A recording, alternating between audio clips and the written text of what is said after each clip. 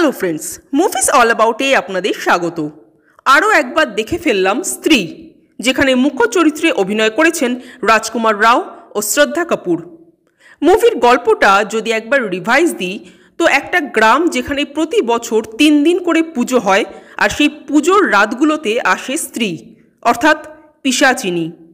সেই স্ত্রী এসে গ্রামের পুরুষদের তুলে নিয়ে যায়। শুধুমাত্র যেসব বাড়ির দেওয়ালে লেখা থাকে ওই স্ত্রী কালানা, সেই বাড়ির পুরুষরা রক্ষা পেয়ে যান। এই গ্রামেই থাকেন রাজকুমার রাও দ্য টেলার, যার সাথে পরিচয় হয় মিস্টেরিয়াস গার্ল শ্রদ্ধা কাপুরের।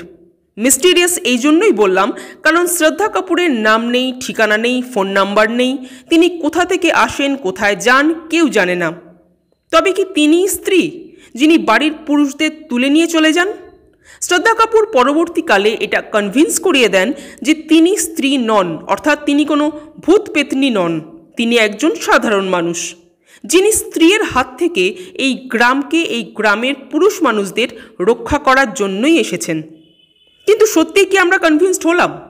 এখানে কিছু প্রশ্ন থেকেই যাচ্ছে। এই মিস্টিরিয়াস গার্ল যদি সত্যি মানুষই হবে, তবে কেন সে মন্দিরে প্রবেশ করতে পারে না? কেন সে মন্দিরের প্রসাদটুকুও গ্রহণ করতে পারে না? কি করে সে চোখের নিমেষে অদৃশ্য হয়ে যেতে পারে? কেন সে বলে যে স্ত্রীকে নিজের হাতে মারার ক্ষমতা তার নেই? এবং সবচেয়ে যেটা অদ্ভুত ব্যাপার, স্ত্রীর কাটা বিনুনিটা সে নিজের বিনুনির সাথে জুড়ে দিল কিভাবে?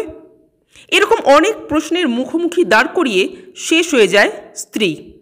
এবার সেই সমস্ত প্রশ্নের উত্তর দিতে হাজির হচ্ছে স্ত্রী 2।